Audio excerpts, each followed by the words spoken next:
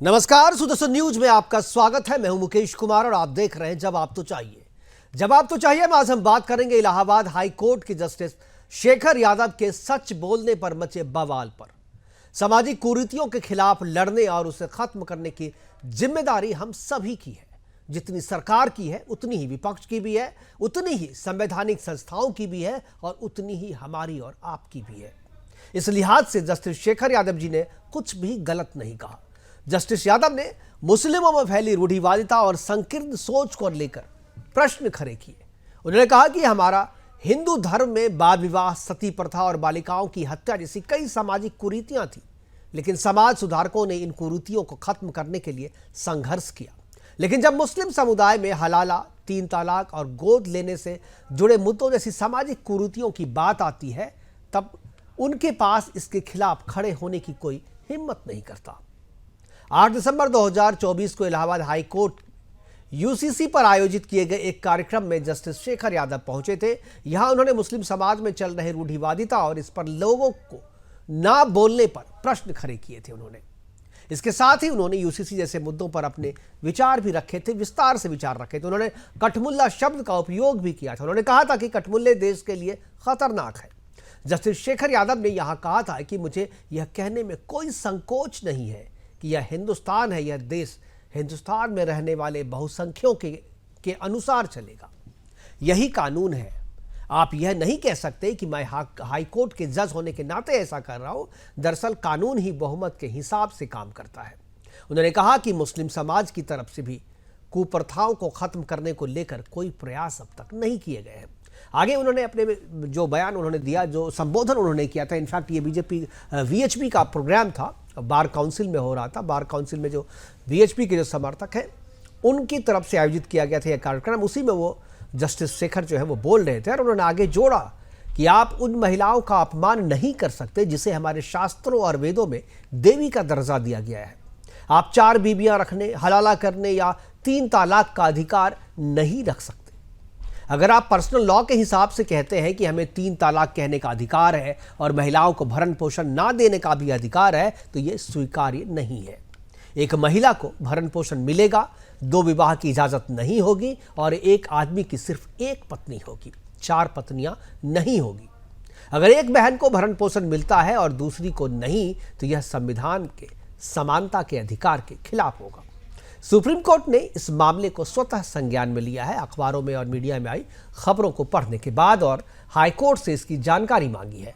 तो दूसरी तरफ नेशनल कॉन्फ्रेंस के सांसद नूरुल्लाह मेहंदी ने जस्टिस शेखर के खिलाफ महाभियोग लाने की तैयारी शुरू कर दी है और उन्होंने 7 सांसदों से इसके समर्थन में हस्ताक्षर भी करा लिए हैं। बताएं, बात चूंकि मुस्लिम समाज को रूढ़िवादिता पर है कि मुस्लिम समाज में रूढ़िवादिता को कैसे खत्म किया जाए, इसलिए मुस्लिम समाज की रूढ़िवादिता पर सवाल है, इसलिए महाभियोग की तैयारी विपक्ष कर रहा है।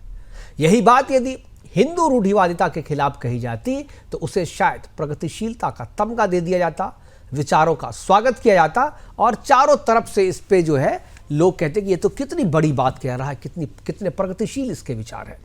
विपक्ष महाभियोग को हथियार बनाकर संवैधानिक संस्था की विश्वसनीयता पर सवाल खड़े कर रहा है। कभी चुनाव आयोग पर सवाल किया जाता है, तो कभी न्यायपालिका पर, तो कभी संसद पर भी सवाल खड़े कर दिए जाते हैं विपक्ष की तरफ से। आज अपने प्रोग्राम में हम चर्चा करेंगे कि जस्टिस शेखर यादव के खिलाफ विपक्ष का महाभियोग अभियान न्यायिक स्वतंत्रता के लिए क्या गंभीर खतरा है? क्या जस्टिस शेखर यादव को मुस्लिम समाज की रूढ़िवादिता पर सवाल उठाने के कारण ही निशाने पर लिया जा रहा है? क्या विपक्ष महाभियोग को हथियार बनाकर न्यायपालिका को डराना चाहती है? करेंगे चर्चा और चर्चा को आगे बढ़ाने के लिए हमारे साथ कुछ लोग होंगे, उनसे मैं आपका परिचय करवा दूं और उसके बाद जो चर्चा को हम आगे बढ़ाएंगे। लेकिन सबसे पहले मैं आपको सुनवाते हैं कि जस्टिस शेखर यादव जी ने कहा क्या था जिस पर इतना बवाल मचा हुआ है, और उसके बाद हम दिखाएंगे कि उनके पक्ष और विपक्ष में जो प्रतिक्रियाएं आई हैं वो भी आपको दिखाएंगे। लेकिन सबसे पहले आपको सुनाते हैं जस्टिस शेखर यादव जिन्होंने कहा था, जिस पर इतना बवाल मचा हुआ, उन्होंने कहा क्या था एग्जैक्टली। हाईकोर्ट के जज होकर के आप ऐसा बोल रहे हैं।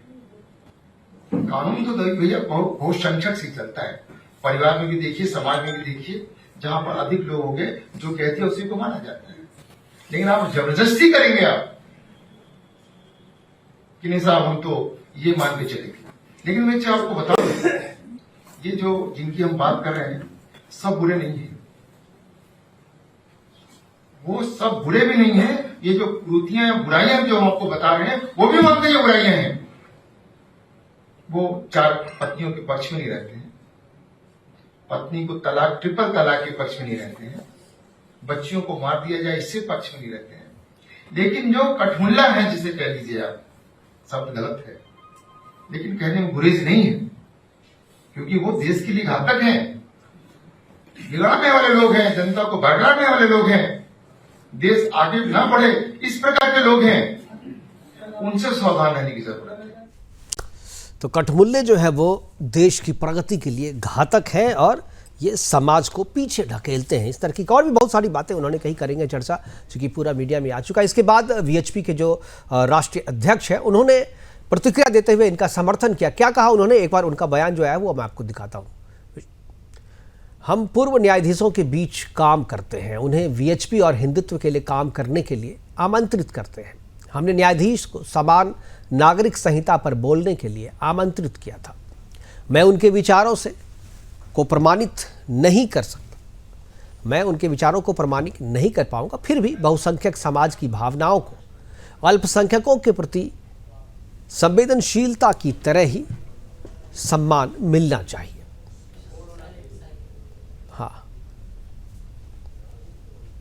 और इसके बाद ये आलोक कुमार के बाद जो है बहुत सारे विपक्ष के नेता जो है वो आए। सबसे कपिल सिब्बल ने क्या कहा, एक बार कपिल सिब्बल की बात को आपको सुनवाते हैं। उसके बाद जो दूसरे जो लोग हैं जिन्होंने इस बयान का विरोध किया उन्होंने क्या कहा वो भी आपको सुनवाते हैं।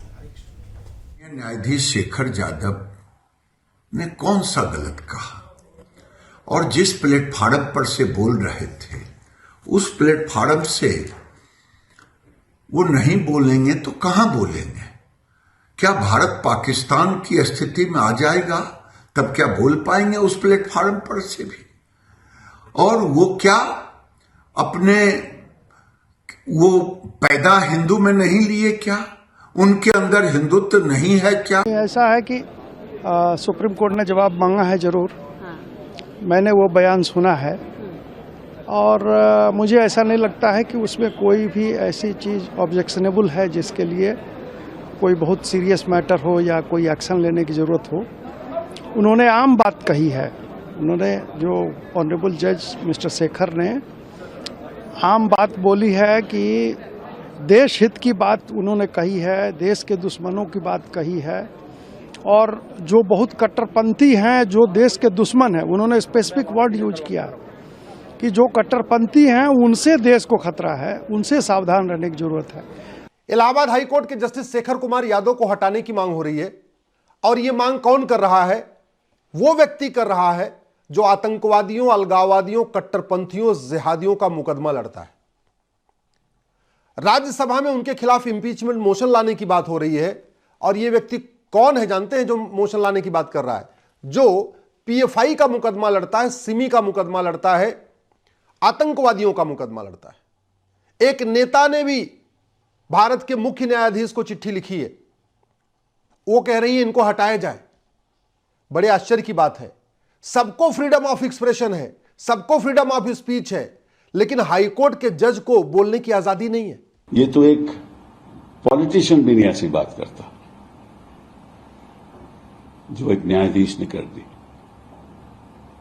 और बिना सोचे समझे कि जिस पद पे वो बैठे हुए हैं उस पद पे उनको बहुसंख्यकों से कोई लेना देना नहीं है, केवल संविधान से लेना देना है, और संविधान के आधार पे लोगों की रक्षा करनी है। तो ये बात निकली है तो दूर तलक जाएगी, और जिस तरीके से संवैधानिक संस्थाओं पर प्रहार किया जा रहा है विपक्ष की तरफ से, हम करेंगे चर्चा को आगे बढ़ाने के लिए हमारे साथ जो पैनलिस्ट हैं उससे मैं आपका परिचय करा दूं। मधु मुकुल त्रिपाठी जी है, सीनियर लॉयर, सीनियर अधिवक्ता है सुप्रीम कोर्ट में। विनीत जिंदल भी अधिवक्ता है सुप्रीम कोर्ट में। इतू खान जी है, मुस्लिम स्कॉलर के तौर पे हमारे साथ हैं, और मितोष पारिक है, वीएचपी के राष्ट्रीय प्रवक्ता हैं और अधिवक्ता भी है, इसलिए ऐसे मामलों पर अच्छी समझ रखते हैं। और चर्चा की शुरुआत जो है मैं इतू खान जी से करना चाहूँगा, क्योंकि इतू खान जी कपिल सिब्बल हो या और भी जो दूसरे विपक्ष के नेता, उन्होंने कहा है कि ये चीज़ें जो है नहीं करनी चाहिए, जज के मुंह से ये शोभा नहीं देता। ऐसा तो नेता भी नहीं बोलता, ऐसा कि कपिल सिब्बल कह रहे हैं। लेकिन क्या बुरी बात लगी उसमें? कौन सी ऐसी लाइन थी जो संविधान के खिलाफ थी? कौन सी ऐसी लाइन थी जो कानून का उल्लंघन करे? इस बात का जिक्र उन्होंने नहीं किया। क्या आपको पता है या आपको लगता है कि जो बात जस्टिस शेखर यादव ने की है वो बात गलत है, नहीं करनी चाहिए थी उनको जस्टिस के रूप में रहते हुए? बाद में कर सकते थे लेकिन जस्टिस रहते हुए नहीं करनी चाहिए। कौन सी ऐसी बात लगी और क्या लगता है कि आपको इम्पीचमेंट जो किया जा रहा है ये पॉलिटिकली एक तरीके से संवैधानिक संस्था पे वार है या संवैधानिक संस्था को इम्पीचमेंट के द्वारा डराया जाने का एक प्रावधान किया जा रहा है? देखिए, पहली बात है कि आपके चैनल के मार्फत हम ये जानना चाह रहे हैं, बताना चाह रहे हैं कि आज जो ये चीज आया टीवी पे जो शेखर यादव जी बोले हैं, ये हम लोग के लिए बहुत बड़ी दर्दनाक दुख की बात है कि आज हिंदुस्तान में इस तरह से उस गद्दी पे जो बैठे हुए हैं, जिस चेयर का सम्मान है, उस चेयर पे तमाम लोग मानते हैं हिंदुस्तान की कहीं नहीं अगर आपको विचार मिलेगा तो वो चेयर पर जाने से फैसला, वो जगह पे कट मुल्ला जो ये लैंग्वेज है, क्या ये सही दे रहा, शोभा दे रहा उन पे? उनके ऊपर ये शोभा दिया कट मुल्ला? ये कौन सा लैंग्वेज है? ये क्या शराफत है, इंसानियत? यही तालीम आपता लोगों को बचा कि आप इस जगह पे चेयर पर बैठ के कट मुल्ला लैंग्वेज उसका नहीं चलेगा। ये कौन सा एक चीज इतू खान जी, कठमुल्ला का मतलब बता सकते हैं क्या होता है? अरे कठमुल्ला का मतलब एक गाली देना हुआ। नहीं, गाली देना नहीं है ये। मैं कठमुल्ला का मतलब गाली थोड़ी होता है। आपको हम बोलेंगे हाँ। कट जुट्टा, कट ये हिंदू। नहीं सर, देखिए भाषा की मर्यादा में रखते हैं। कठमुल्ला का मतलब बताइए जो बुरा लग गया इतना, क्या है मतलब जितना बुरा लग गया? वाली बात नहीं है। नहीं बोलिए ना, आपको बुरा लगा ना, कठमुल्ला नहीं बोलना चाहिए, तो कठमुल्ला का मतलब क्या समझते हैं जो आपको बुरा लग गया? अभी आप बताएं, आपसे पूछ रहे हैं। कठमुल्ला का मतलब अनपढ़ होता है मेरे हिसाब से। अनपढ़ है, नकली गुरु है, मूर्ख मौलवी है, जिस कट्टरपंथी है, ये कहता है कठमुल्ला को। मतलब बिल्कुल उसको कुछ समझ, जो लिखा है वही, उसमें अपना कोई दिमाग नहीं लगाना है, सीधा बोल देना है। कठमुल्ला उसी को कहते हैं, तो इसमें गलत क्या है?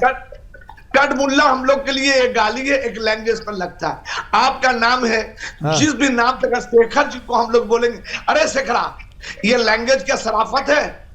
ये तो दोस्ती, ये तो दोस्ताना भी है ना सर। हम अपने दोस्तों को इसी तरीके से बुलाते हैं, जो आपके बहुत करीब होते हैं उसको आप इसी तरीके से बुलाते हैं। नहीं हजरत, नहीं, हम आपके दोस्त नहीं है। नहीं है, लेकिन ठीक है, लेकिन कठमुल्ला गाली नहीं है।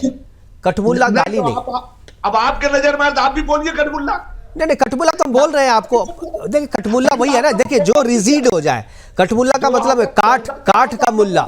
देखिए इसका आप इसको संधि विच्छेद कीजिए। काठ का मुल्ला यानी काठ के मुल्ले को क्या है, जो एक बार सिखा दिया वही बोलेगा, वो अपना दिमाग लगाना नहीं है उसे। और ये सामाजिक कुरीतियों के बारे में बातचीत हो रही थी। सामाजिक कुरीतियां जो है, जो रीति रिवाज है, वो समाज में समय के हिसाब से बदलते रहना चाहिए।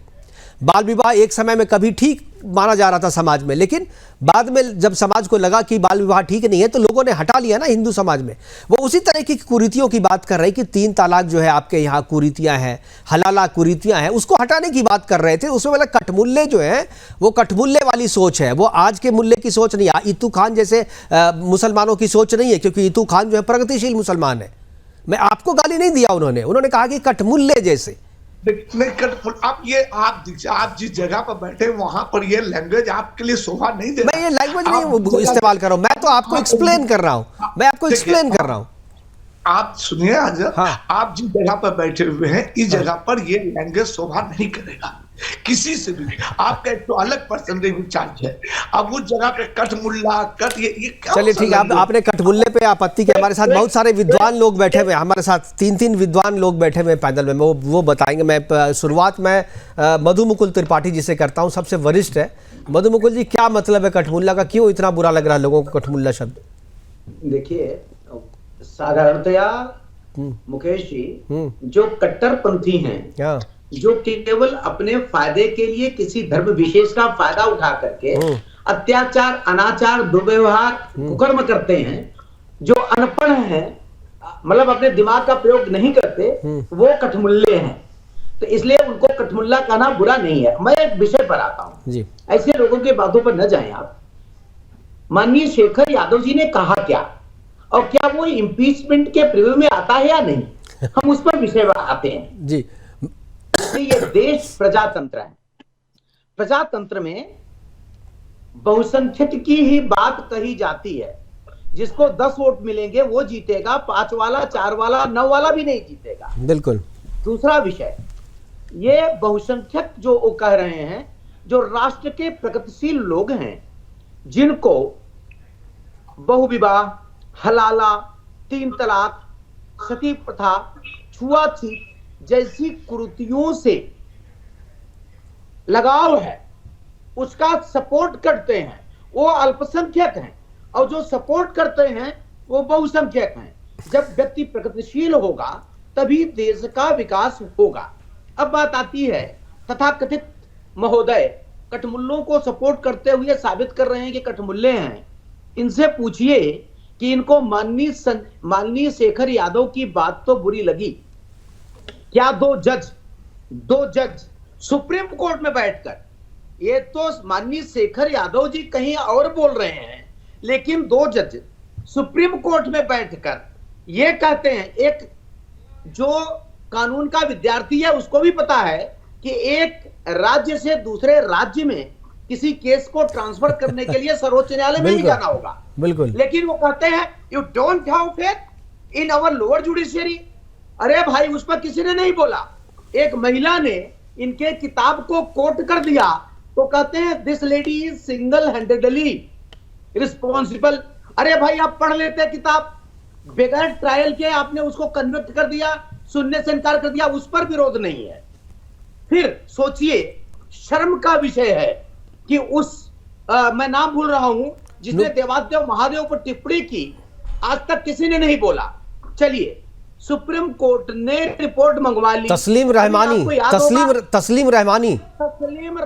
नामक मुल्ले ने जब बोला, बकवास किया, तो ईतू खान के मुंह में फेविकोल चिपक गया।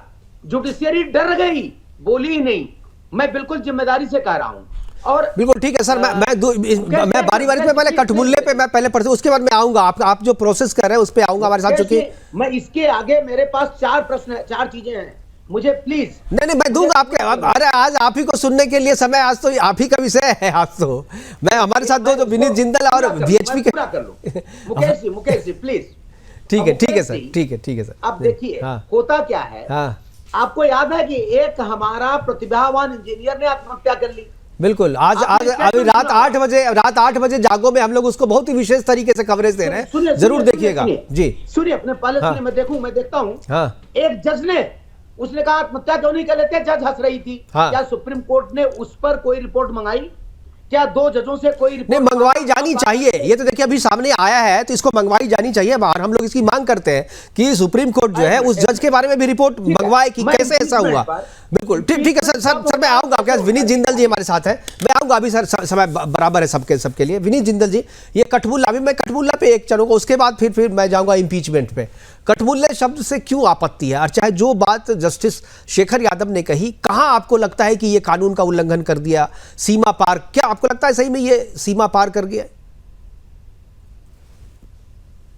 आपकी आवाज नहीं आ रही विनीत जी, आपने अनम्यूट कीजिए पहले अपने आप को जी। हाँ जी, आ रही जी। देखिए मुकेश भाई, मुझे नहीं लगता कि इस पूरे मामले में जो शेखर यादव, जस्टिस शेखर यादव हैं, उन्हें कोई भी गलत बात कही है। बिल्कुल। उसका कारण मैं आपको बताता हूँ। देखिए, किसी भी वक्तव्य को अगर आप तोड़ के पढ़ेंगे तो कहीं ना कहीं उसका गलत मतलब आप निकालेंगे। बिल्कुल। आप अगर कठमुल्ला शब्द की बात करें तो उससे पहले जो उन्होंने बोला और उसके बाद जो उन्होंने बोला उसको भी आप देखिए। उन्होंने हिंदू धर्म के अंदर जो कुरीतियां थी उनको बोला। उन्होंने कहा कि हिंदू धर्म ने अपने आप को, जो कुरीतियां थी उनको सुधारा, उनको ठीक किया, और उसके बाद उनमें जो चीजें थी उनको हटाया। लेकिन दूसरी तरफ एक कम्युनिटी, मुसलमान कम्युनिटी की उन्होंने बात की, मुस्लिम कम्युनिटी की बात की, उन्होंने कठमुल्ला शब्द का प्रयोग किया। रेफर करते उन्होंने कहा कि इस धर्म विशेष के अंदर सभी लोग ऐसे नहीं है, लेकिन कठमुल्ला जो लोग हैं, वो जो लोग हैं वो कहीं ना कहीं देश के लिए हर तरीके से खतरा है, देश के कानून के लिए खतरा है और संविधान के लिए खतरा है, ऐसा उन्होंने बोला। और ऐसा बोलने का कारण यही था कि ये जो लोग होते हैं, ये लोग संविधान से ऊपर, कानून से ऊपर अपने धर्म को रखते हैं, शरिया को रखते हैं। वो कहते हैं कि भाई हम तो संविधान को मानते नहीं, हम तो कानून को मानते नहीं।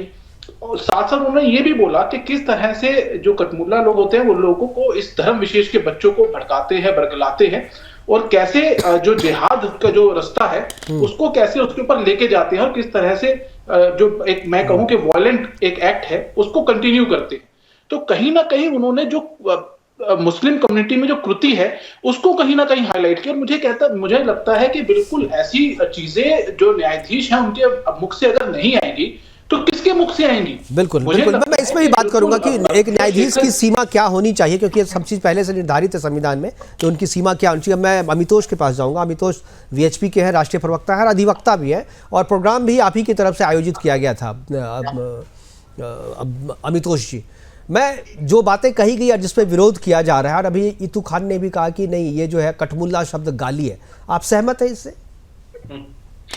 मुकेश जी, विषय चल रहा था तो मैं कठमुल्ला का अर्थ देखने का प्रयास कर रहा था। उर्दू डिक्शनरी है रेखता, उसमें कठमुल्ला लिखा है hedge priest unqualified religious teacher, bigot and hidebound religious. अब मुझे लगता है कि इसमें जो उर्दू डिक्शनरी है, अगर हिंदी डिक्शनरी से मैं पढ़ता तो शायद उस पर आपत्ति जताते, लेकिन एक ही समाज के अंदर जिस तरह के एक कैटेगरी है, सेक्टर है, जो कि आपके समाज को गलत नीतियों पे लेके जाता है, जो आपके समाज में बच्चों के हाथ में पत्थर पकड़ाता है किताबों की जगह, जो आपके समाज में महिलाओं का विरोध करता है, जो कुरान 4 आयत 23 का बोलता है कि वो आपके लिए खेती है, जो हलाला का समर्थन करता है, जो ट्रिपल तलाक का समर्थन करता है, जो महिलाओं के विरुद्ध खड़ा होता है, वो एक कठमुल्ला शब्द है जिसको उन्होंने कहा। अब देखिए, अब दूसरी बात पे आता हूं। मेजॉरिटी की उन्होंने बात करी तो मेजॉरिटी की डेफिनेशन कही, मेजॉरिटी डेफिनेशन जो हिंदुस्तान में रहते हैं। अब जब मेजॉरिटी की डेफिनेशन हिंदुस्तान में रहने वाला, आप जब सऊदी में जाएंगे तो हिंद कहलाता है, इमाम हिंद कहा जाता है, अल हिंद कहा जाता है। ये तो हमारी भाषा में नहीं, इनकी भाषा में भी कहा जाता है। जो भी ऋग्वेदा में जो कहा गया है कि हिमालय से लेकर बिंदु सरोवर तक रहने वाला हर व्यक्ति हिंदुस्तान में हिंदू कहलाए, और आप हिंदू कहलाए जाते हैं, हिंद कहलाए जाते हैं। तो आप देखिए मेजॉरिटी क्या है। आप बताइए, लोकसभा में, राज्यसभा में कोई भी कानून बिना मेजॉरिटी के पारित हो जाएगा? नहीं होगा। अभी इंपीचमेंट मोशन पास कर दिया, मोशन लेके आ जाते हैं आप किसी भी उसके लिए, तब आपको मेजॉरिटी चाहिए होगी? बिल्कुल चाहिए होगी। राम अयोध्या कोई भी वर्डिक्ट सुप्रीम कोर्ट में दिया जाता है, जब कॉन्स्टिट्यूशनल बेंच बनती है, कोई भी बैठती है, तो मेजॉरिटी का डिसीजन दिया जाता है, तो मेजॉरिटी प्रिवेल करती है। और मेजॉरिटी क्यों प्रिवेल करती है? मेजॉरिटी इसलिए प्रिवेल करती है क्योंकि वो नेशनल इंटरेस्ट में एक हित और एक राय रखती है। अगर आप मेजॉरिटी में नहीं आते, क्यों? क्योंकि आप नेशनल हित और राय नहीं रखते होंगे, इसलिए आप नहीं आते। लेकिन आप देखिए, जब जस्टिस फरीमन कहते हैं मुकेश जी कि राम अयोध्या का जो वर्डिक्ट था इसे मॉकरी ऑफ जस्टिस, तब इनके मुंह में घी जम जाता है, तब इनको मॉकरी ऑफ जस्टिस समझ नहीं आती, तब इनको सुप्रीम कोर्ट नहीं दिखता, तब इनको जज की भाषा नहीं दिखती। लेकिन जब वो कहते हैं कि कार सेवक डिक्टेटोरियल थे, तब इसे ही मान लेते हैं। और राम मंदिर का अयोध्या वर्डिक्ट है वो टायरेनिकल है, जस्टिस फरीमन ने कहा था, जो सुप्रीम कोर्ट के जज रहे, तब इनको कुछ नहीं लगता। उनके पिता ने कहा था, लेट फली नरीमन ने criticized CM Yogi Adityanath being a chief minister of Ayodhya because he is a Hindu priest, तब आपको नहीं लगता कि ये गलत कह दिया गया है? मुझे लगता है कि मेजॉरिटी की प्रिवेल होना चाहिए, और मेजॉरिटी नेशनल इंटरेस्ट में बात करती है। अगर आप नेशनल इंटरेस्ट में बात नहीं करते, वो आपका विवेक है, आप मेजॉरिटी मत मानिए अपने आप को। बिल्कुल, बहुत अच्छे से समझा दिया आपने। इतू खान जी के पास में जाओ। इतू खान जी, मुझे लगता है कि आपकी जो आपत्ति थी कठमुल्ला शब्द पे, वो आपत्ति आपकी दूर हो गई होगी, और अगर नहीं दूर हुई है तो एक बार फिर से आप भी डिक्शनरी देख करके समझ लें कि आपको नहीं कहा गया है, आपको नहीं कोई गाली दी गई है। ये कहा गया है उनको जो कठमुल्ले हैं, कठमुल्ले मतलब जो मूर्ख है, जो मूर्ख मुल्ला, अनपढ़ है, जो पढ़ा लिखा नहीं है, जो रूढ़िवाद है, रूढ़िवाद को बढ़ावा देता है, वैसे लोगों के लिए बोला गया। राकेश प्रजापति भी हमारे साथ जुड़ गए हैं। राकेश प्रजापति समाजवादी पार्टी से हैं, तो थोड़ी देर में उनका ऑडियो भी पैच होगा, तो उनसे मैं इतू खान जी आपसे मैं पूछूंगा कि क्या कठमुल्ला के बाद जो बातें उन्होंने कही है, और जिस तरीके से पॉलिटिकली इम्पीचमेंट की तैयारी की जा रही है, उनको इम्पीच करने की तैयारी की जा रही है जस्टिस को, क्या आपको लगता है कि जो लोग इम्पीचमेंट की तैयारी कर रहे हैं उनका अपना जो बैकग्राउंड है वो इतना खराब है, या ऐसा दागदार है, जो PFI का मुकदमा लड़ते हैं, जो आतंकियों का मुकदमा लड़ते हैं, वैसे लोग इम्पीचमेंट करने के लिए सामने आ रहे हैं? क्या आपको लगता है कि ये जुडिशरी पे हमला किया जा रहा है पॉलिटिकल? देखिए बात वो नहीं है। आज के दिन में देश को गुमराह करने के लिए जो लोग कुछ बैठे हुए हैं चेयरपर्सन, उन लोग देश के साथ गुमराह कर रहे हैं। हमारे ऐसे और आपके ऐसे लोग नहीं कर रहे। आपको ये पता होगा आज देश में बगल का पड़ोसी देश चाइना, वो सोना ढूंढने में परेशान है अंडरग्राउंड, और हम पत्थर ढूंढे चल रहे हैं मस्जिद। तो हम लोग कहाँ जा चुके हैं? आप थोड़ा और आगे बढ़िए सर, थोड़ा और आगे बढ़िए। आप ढूंढ रहे हैं विज्ञान की बातें आपसे सुनकर अच्छी नहीं लगती। क्लियर करेंगे जी, वही आए। तो देश को आप लोग कहां ले जा रहे हैं? पत्थर ढूंढने के लिए चले हैं, तो आज ये चला। अब रह गई कि ये जो लोग आप किसी पर ब्लेम लगा दे, उन पे दाग है, जो गया था उसको वापस ले रहे हैं। ठीक है। मैं ऐसी बातें, जो बात इतू खान साहब कह रहे हैं वो सोशल मीडिया पर भी वायरल कुछ लोग कर रहे हैं इसको, इस तरीके का पोस्टर बना करके। और मुझे लगा कि विज्ञान की बातें इस्लाम अगर करता है तो मुझे लगता है कि इससे बड़ी बेवकूफ़ी कुछ नहीं है। मैं इस पर बात करूंगा। वक्त एक छोटे से ब्रेक का, वापस आऊंगा तो एक बार मैं इतू खान जी के पास भी जाऊंगा। और आज मिल रही है तो जरा मैं पहली प्रतिक्रिया आपसे जानना चाहूंगा कि इस मुद्दे पे आपकी क्या प्रतिक्रिया है? क्या संसद में जिस तरीके से जो मेहंदी है, रूहुल्लाह मेहंदी, जो नेशनल कॉन्फ्रेंस के जो सांसद हैं, उन्होंने इम्पीचमेंट की तैयारी शुरू, आपकी पार्टी जो है वो भी साथ दे रही है। क्या आपको बुरा लगा, क्या आपको गलत लगा इसमें, जो आप जो है जस्टिस का इम्पीचमेंट महाभियोग के पक्ष में आपके जो सांसद हैं वो हस्ताक्षर कर रहे हैं? राकेश जी, आपकी आवाज नहीं आ रही है क्या? राकेश जी को मेरी आवाज आ रही है? जी राकेश जी बताएं, आपके सांसद जो है वो क्यों जस्टिस का जो है महाभियोग लाना चाहते हैं, उनको इम्पीच करना चाहते हैं, सजा देना चाहते हैं? क्या गलत कहा है उन्होंने? नहीं, आवाज क्लियर नहीं आई। एक बार मैं अपने पीसीआर से कहूँगा कि एक बार आवाज़ ज़रा क्लियर कराएं उनके। तब तक मैं इतू खान जी के पास आऊँगा। इतू खान जी, आप जो कह रहे थे, बीच में रोक दिया था मैंने, आपको ब्रेक ले लिया था, अपनी बात को पूरी करें, फिर मैं राकेश जी के पास आऊँगा। पूरी करने का कोई बात नहीं है। देखिए अभी 2014 के बाद जितना रकम का नाटकबाजी हो रहा है, ये सब ड्रामा 2014 के बाद ही हो रहा है। 2014 से पहले ना पत्थर था, ना मस्जिद था, ना मंदिर था, ना कुछ था। देश का उन्नति के बारे में सोचा जा रहा, देश कैसे डेवलप किया जाए। आज देश का डेवलप कहाँ जा रहा है उसके बारे में नहीं है। आप लोग सिर्फ चिंता किए हुए पत्थर ढूंढिए और कठमुल्ला को खोजिए और देश को किस तरह से बर्बादी की तरफ ले जाइए। ये 2014 के बाद ही भारत जो है वो 5वीं सबसे बड़ी अर्थव्यवस्था बन गई है। क्या चीज आपको नहीं पता है? बताएं आप। 2014 के बाद देश का उन्नति क्या हुआ? एक चीज का नाम बताएं, एक चीज का। 3 तलाक, इससे देश को क्या फायदा हुआ? हलाला। हाँ भाई, वो उस महिला से पूछिए ना जिसको फायदा हुआ हलाला से। हलाला से तो आपको नुकसान लगेगा ही ना, आपको तो नुकसान लगेगा ही। हलाला से नुकसान हो गया आपका, 3 तलाक से नुकसान हो गया आपको तो लगेगा ही। अरे उस बहन से पूछिए ना जिसे फायदा हुआ है। राकेश प्रजापति जी को आवाज मिल रही है। राकेश प्रजापति जी, ये जो आप लोग इम्पीचमेंट करना चाहते हैं जस्टिस एसके यादव जी का, क्यों करना चाहते हैं? क्या गलत कहा है उन्होंने? देखिए, एक न्यायाधीश हैं और न्यायाधीश को इस तरीके की भाषा शैली प्रयोग नहीं करनी चाहिए। भाई एक न्याय की सीट पर बैठे हुए हैं, उनके लिए सभी धर्म, सभी मजहब, सभी जाति, रंग, रूप, वेशभूषा और भारत का जो प्रियम्बल, संविधान का प्रियम्बल कहता है, भारत का संविधान कहता है कि भारत के सभी नागरिक, चाहे वो किसी जाति, किसी धर्म, किसी मजहब, किसी रंग, रूप, लिंग के आधार पर किसी भी तरीके से भेदभाव नहीं करना चाहिए। और एक विशेष रूप से एक पूरी कम्युनिटी को एक ऐसे शब्द को बोलना, जहां मैं बोलना भी उचित नहीं समझूंगा, लेकिन इस भारतीय जनता पार्टी के लोगों द्वारा जिस तरीके से पूर्व जी जितने भी न्यायाधीश हुए हैं, चाहे वो सुप्रीम कोर्ट के हों, चाहे हाई कोर्ट के हों, खुली छूट दे दी गई है और उन्हें बशर्ते बोलने के लिए, पिछली बार चलिए ये तो एक न्यायाधीश हैं, सांसद जी ने, उन्होंने बोला क्या? उन्होंने क्या बोला जो आपको आपत्तिजनक लगा? एक शब्द तो बताइए जिस शब्द पे आपत्ति है। जैसे इतू खान ने कहा कि कठमुल्ला पे हमें आपत्ति है, एक बात आपको कौन से शब्द पे आपत्ति है? आपत्ति एक शब्द पर हो तब तो ठीक है। उनकी आपत्ति के तो कई वो हैं, पूरे मजहब पर प्रश्न चिन्ह लगा रहे हैं कि हमारे मजहब में ये होता है, दूसरे मजहब में ये होता है, दूसरे मजहब में केवल हिंसा ही होती है। ठीक है, विनीत जिंदल जी आपको देंगे जवाब। विनीत जिंदल जी वो कह रहे हैं। जी विनीत जी, जरा जवाब दीजिए इनको। मुकेश भाई, मुझे लगता है कि सपा के जो प्रवक्ता यहाँ बैठे हैं, उन्होंने जो जस्टिस यादव हैं उनका पूरा स्टेटमेंट देखिए सुना नहीं सुप्रीम है। कोर्ट पहले में उनको सुनना चाहे वो चाहिए। डीवाई उनको चंद्रचूड़ सुनने के सही, बाद बोलना चाहे चाहिए। राजन उन्होंने गगोई बड़ा सही, specific चाहे बोला। अब्दुल नाजीर प्रजापति जी मैं आऊंगा, किस तरीके प्रजापति जी आऊंगा मैं बात आपके कर रहे हैं कि हलाला कर दिया, बात कह रहे हैं कि ट्रिपल तलाक क्यों हटाया। ये ऐसे जो लोग हैं, ऐसे लोगों के लिए कटमुल्ला शब्द का प्रयोग किया गया है, जो लोग बिना किसी समझ के अपने सिर्फ जो अपना जो रिलीजियस जो अपना उनका प्रोटोकॉल है उसी को सिर्फ फॉलो करना चाहते हैं, जो देश के कानून और संविधान में विश्वास नहीं रखते। इन लोगों की वजह से ही देश जो है वो हमारा पीछे करने की कोशिश ये लोग कर रहे हैं।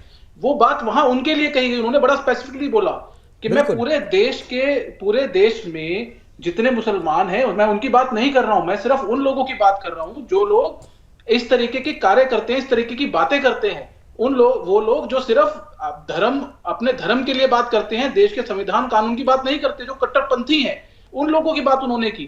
मुझे लगता है कि यहाँ पे जो सपा के प्रवक्ता बैठे हैं, उनको पहले सुनना चाहिए, सुनने के बाद बोलना चाहिए। क्यों नहीं अभी जब इतू खान ने ये बोला कि भाई मस्जिद के नीचे पत्थर हो रहे, तब इनको दर्द नहीं हुआ सपा वालों को? तब इनको नहीं लगा कि भैया अगर कोई मंदिर टूटा और मंदिर टूटने के बाद मस्जिद बनाई गई और उसको वापस लिया जा रहा है तो उसमें बुराई क्या है? आप ऐसे शब्दों पे आपको कोई दिक्कत नहीं होती, आप ऐसे शब्दों पे सवाल खड़ा नहीं करते, आप ऐसे शब्दों के लिए आप नहीं कहते भी कार्रवाई होनी चाहिए। जहां पे हिंदू की बात आ जाती है, जहां पे देश को आगे बढ़ाने की, देश के संविधान कानून की बात आ जाती है, वहां पे सपा जैसी पार्टियों को या इतू खान जैसे लोगों को दिक्कत होने लगती है। ये बहुत बड़ा सवाल है और मुझे लगता है कि ऐसे लोग जो है इनके ऊपर एक्शन होना चाहिए। जबकि जो जस्टिस यादव जो है वो बिल्कुल सही कह रहे हैं। बिल्कुल। एक चीज मैं मधुमुकुल जी मैं आपसे जानना चाहूंगा कि आखिर वो लाइन कौन सी होनी चाहिए जो एक न्यायाधीश को सामान्य किसी कार्यक्रम में अगर जाते हैं तो क्या एक कोई गाइडलाइन है कि भाई चीफ जस्टिस है, चाहे हाई कोर्ट के हो चाहे सुप्रीम कोर्ट को, उनको पब्लिक डोमेन में जाकर के किस हद तक बोलना चाहिए, किस हद तक, क्या इसकी कोई गाइडलाइन तो है?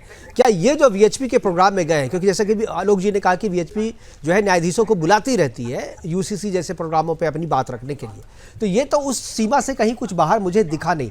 क्या आपको लगता है कि ये बिल्कुल सीमा में रहकर कही गई बातें हैं जिस पर किसी तरीके की आपत्ति जो है वो पॉलिटिकल आपत्ति है? मुकेश जी, मैं उसी विषय को कहना चाहता था जी कि जजेज इंक्वायरी एक्ट 1960 हमारे देश में है, जो ये बताती है कि क्या चीज मिसबिहेवियर है, क्या मिसकंडक्ट है जज का। माननीय जज अगर कोई मिसबिहेवियर करता है तो उसी में इंपीचमेंट लागू होता है। बिल्कुल क्लियर कट जजमेंट है 1992 का। मैं पढ़ना चाहता हूं, कोर्ट मेरे पास है। नहीं वो सब पता है सर, वो हम लोगों ने अभी स्क्रीन पे दिखाया भी है, हमने स्क्रीन पे दिखाया भी है उसको। मैं ये चाहता हूं कि क्या कोर्ट की कुर्सी के बाहर, मतलब अभी वो जो इम्पीचमेंट जो है, क्या कुर्सी पर रह करके उन्होंने कोई फैसला किया उस पर लग सकता है, या बाहर में कहा, बाहर में कई भी बातों पे इम्पीचमेंट हो सकता है क्या? मैं इस पे जानना चाहता हूं। देखिए जज जो हैं, माननीय जज 24 घंटे ही जज होते हैं, जो उच्च न्यायालय और सर्वोच्च न्यायालय के जज हैं। अगर कोई ऐसा कंडक्ट उनका जो अमाउंटिंग मिसबिहेवियर है तभी इंपीचमेंट होता है। यहां उन्होंने ऐसा कुछ नहीं कहा जो मिसबिहेवियर के डिफिनेशन में आता हो। मैं वही बताना चाहता हूं, सीके रविचंद्रन अय्यर बनाम न्यायमूर्ति एएम में माननीय सर्वोच्च न्यायालय ने उसमें बहुत बढ़िया ढंग से भारत संघ उसमें एक पार्टी था, 1992 में डिफाइन किया। मैं पढ़ता हूं जो क्या कहा। एवरी एक्ट और conduct are even error of judgement are negligent act by higher judiciary per se does not amount to misbehaviour.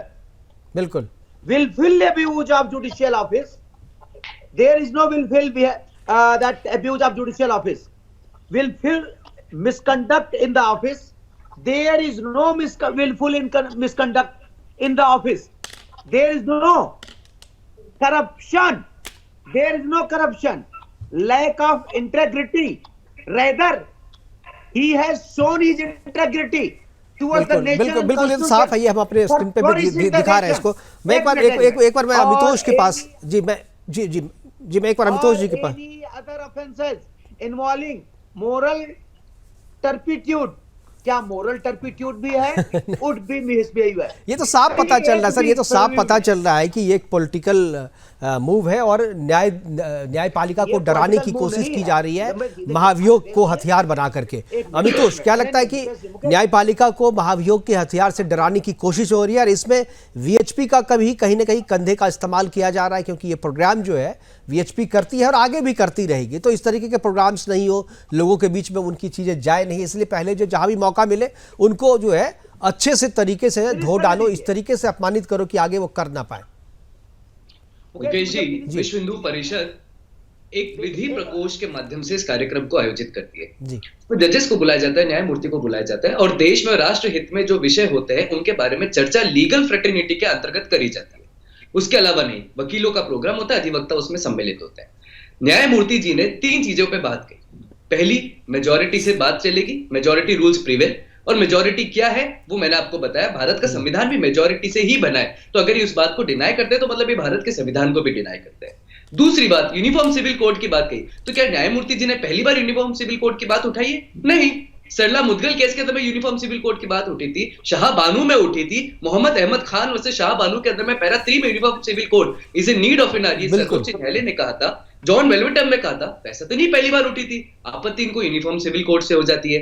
फिर ट्रिपल तलाक की बात करी, तो ट्रिपल तलाक का जो जजमेंट हुआ वो भी न्यायालय के अंतर्गत में संविधान को ध्यान में रखते हुए करा गया था, इनको उससे आपत्ति हो गई। यूनिटी एंड डाइवर्सिटी की बात कही, तो ये तो बात तय है कि हम एक साथ रहेंगे तो सब रहेंगे, तो नेशनल इंटरेस्ट है और ये तो directive principle of state policy भी कहती है, लेकिन इसको उन बात से आपत्ति हो गई, आर्टिकल 44 से आपत्ति हो गई। और तो और देखिए, एक और चीज से आपत्ति हुई, वो है गाय से।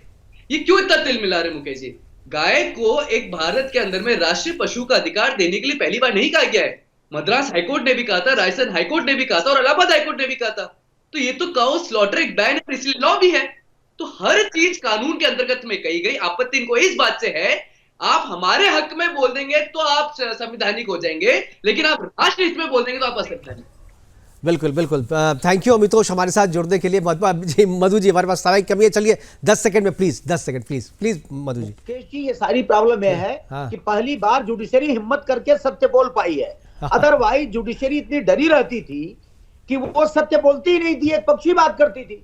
तो मैं तो ये कह रहा हूं कि जुडिशरी को ये बात बोलना ही चाहिए। अगर जुडिशरी नहीं बोलेगी तो कौन बोलेगा? इसलिए आफत है, इसलिए सारे लोगों को बिलबिलाए हुए हैं। बिल्कुल बिल्कुल, थैंक यू हमारे साथ जुड़ने के लिए। मधु मुकुल त्रिपाठी जी आपका, विनीत जिंदल जी आपका, इतू खान जी आपका, अमितोष पारिक जी आपका और राकेश प्रजापति आपको समय में ज़्यादा नहीं दे पाए चूंकि आप देर से जुड़े। आपका भी हमारे साथ जुड़ने के लिए और अपनी बातें रखने के लिए बहुत बहुत धन्यवाद। हम जस्टिस एस के यादव जी के साथ हैं, इसलिए साथ हैं क्योंकि उन्होंने सच कहा है और इस सच का इंतजार जो है लोगों को वर्षों से था और किसी भी तरीके का कोई डिस्क्रिमिनेशन उनकी बात में नहीं। उन्होंने बार बार इस बात को, अगर उनकी पूरी बात को आप सुनेंगे तो कहीं से भी उसमें ऐसा नहीं लगता है कि किसी एक तरफ ये पक्षपातपूर्ण तरीके से कोई बात कही गई हो। उन्होंने साफ तौर पे कहा कि इस्लाम के भीतर जो रूढ़िवादिता है, उस रूढ़िवादिता को लड़ने के लिए, उसको हटाने के लिए कोई भी व्यक्ति आगे नहीं आता है, इसलिए समाज में रूढ़िवादिता है और 3 तलाक जैसी जो कुरीतियां हैं, हलाल जैसी जो कुरीतियां हैं, उनको हटाना चाहिए। और कठमुल्ले जो है हटाने के रास्ते में बहुत बड़े बाधक है, इसलिए इस्लाम के लिए कठमुल्ले जो है वो खतरनाक है और